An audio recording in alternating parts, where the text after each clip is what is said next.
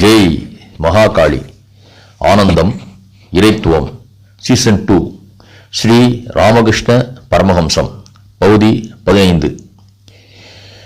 ஆபதாய ச தர்மஸ்ய சர்வதர்மஸ்வரூபிணே அவதார வரிஷ்டாய ராமகிருஷ்ணாய தே நமஹ. ஏகம் சத் விப்ரா பௌதா வதந்தி. ஒன்றேயான உண்மை பரம்பொருளான கடவுளை அனுபூதியில் கண்டவர்கள் அவரவர்களின் அனுபவத்திற்கேற்ப விளக்கி வருகின்றனர். குருதேவர் ஸ்ரீ ராமகிருஷ்ணர் கடவுளின் படைப்பில் எத்தனை விதம் என்று சொல்கிறார். மனிதர்களை 4 வகையாக பிரிக்கலாம் என்கிறார். நித்தியர்கள், முமுட்சுக்கள், முக்தர்கள், பக்தர்கள் என்று பிரித்து ஒவ்வொருவரும் எப்படிப்பட்ட தன்மை கொண்டவர்கள் என்று கூறுகிறார். உளவியல் அடிப்படையில் ஒரு வேறுபாடுகளை விளக்குகிறார். நித்தியர்கள் மக்களின் நன்மைக்காகவே வாழ்பவர்கள். பக்தர்கள் உலகியலில் கட்டுண்டவர்கள், கடவுளை நினைக்காதவர்கள். முமுட்சுக்கள் முக்தியை நாடுபவர்கள். பக்தர்கள் கடவுளை ஆடிப்பாடி கொண்டாடுபவர்கள், முக்திக்காக காத்திருப்பார்கள். பக்தர்கள், பக்தர்கள் 2 சொற்களின் சிறு வித்தியாசத்தை அறிந்து கொள்ள வேண்டும். பக்தர்கள் என்றால் எதற்கும் உதவாத பதர்களை போன்றவர்கள். பக்தர்கள் என்பவர்கள் இறைவன் மீது பேரன்பு கொண்டவர்கள். பக்தர்களை பற்றி ஸ்ரீ ராமகிருஷ்ணர் இவ்வாறு கூறுகிறார். பக்தர்கள் காமினி காஞ்சனத்தில் கட்டுண்டவர்கள். ஸ்ரீ ராமகிருஷ்ணர் அடிக்கடி காமினி காஞ்சனத்தில் மாட்டிக்கொள்ளாதீர்கள் என்று எச்சரிக்கை செய்வார். காமினி பெண், காஞ்சனம் பணம்.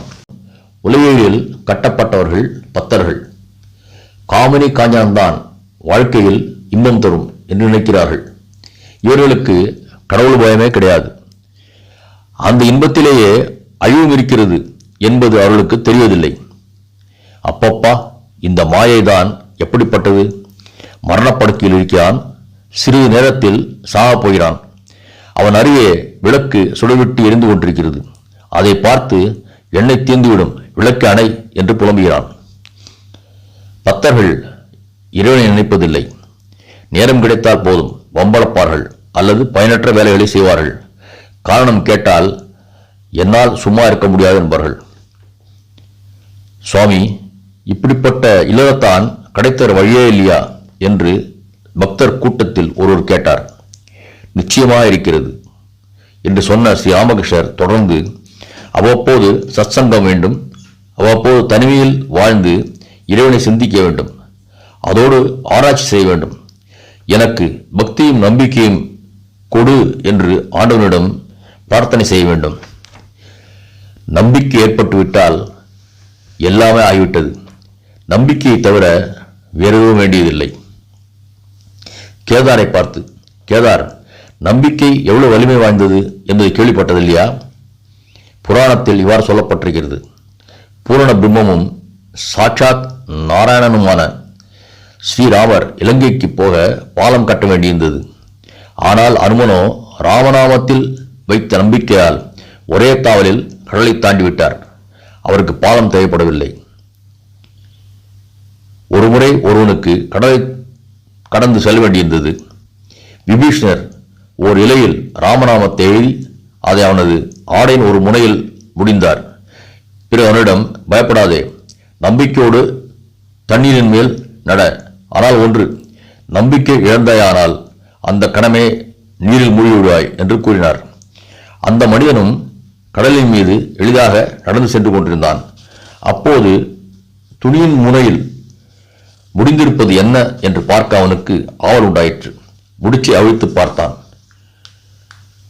அதை தீவிரமான நம்பிக்கையை பற்றி ஸ்ரீ ராமகிருஷ்ணர் சொல்லிக் கொண்டிருக்கிறார். தாய் சொல்லும் ஆணை தன் தந்தை என்றும்,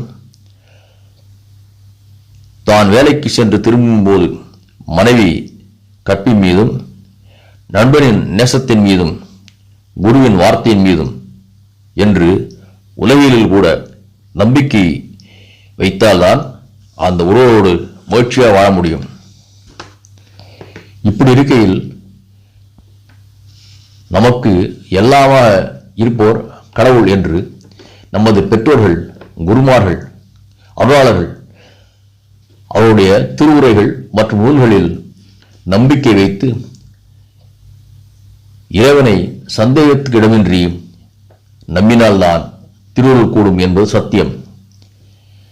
அடுத்த பகுதியில் இதை பற்றி காண்போம். திருச்சிற்றம்பலம்.